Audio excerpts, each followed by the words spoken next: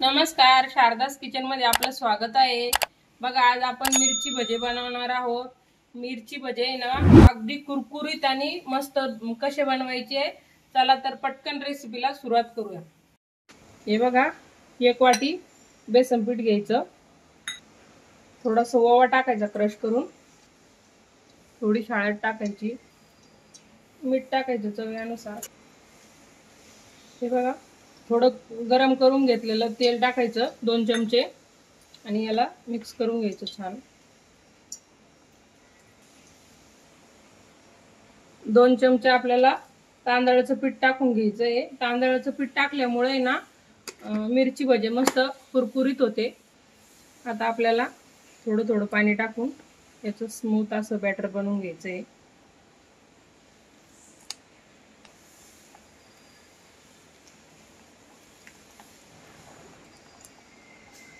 असं एकसारखं फिरवून मस्त तुम्ही हाताने पण करू शकता। असं मस्त गोळे झाले पाहिजे त्याच्यामध्ये, बॅटर मध्ये एकसारखं करून घ्यायचं असं मस्त। हे बघा, एकसारखं स्मूथ असं बॅटर तयार झालेलं आहे आपलं। याच्यामध्ये थिकनेस मध्ये ठेवायचं, जास्त पतलं केलं तर मिरचीला लागत नाही, जास्त घट्ट पण नाही करायचं, अशा पद्धतीने करून घ्यायचं। हे बघा, इथे मी 100 ग्रॅम मिरच्या घेतलेल्या आहे। आता या मिरचीला आहे ना आपल्याला अशी उभी चीर पाडून घ्यायची आहे। हे बघा, आणि हे मिरच्या तिखट नाहीये, तर अशा बिना थोडे कमी तिखट राहते बघा। या लंब्या लंब्या मिरच्या राहत्या तळायच्या, तर याच्यामध्ये थोडं मीठ टाकून घ्यायचं। मीठ टाकल्यामुळे ना मिरचीची चव जास्त वाढते। आता अशा पद्धतीने आपण सगळ्या करून घेऊ। हे बघा, सगळ्या मिरच्याला आपण मीठ लावून घेतलेलं आहे। अगदी किंचितसा खायचा सोडा घ्यायचा आणि हे बॅटर मध्ये मिक्स करून घ्यायचा। जेव्हा आपल्याला मिरची तळायची ना त्याच वेळेला टाकायचा खायचा सोडा, अगोदर नाही टाकायचा।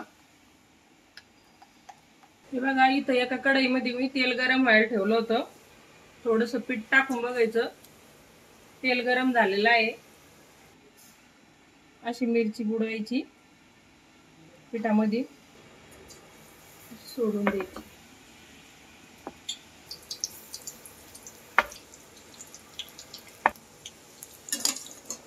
बघा, अशी पलटी करून घ्यायच्या।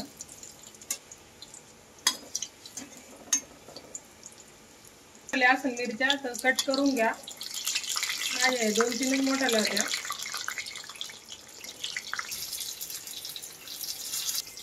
हे बघा, अशा पद्धतीने मिरच्या तळायच्या,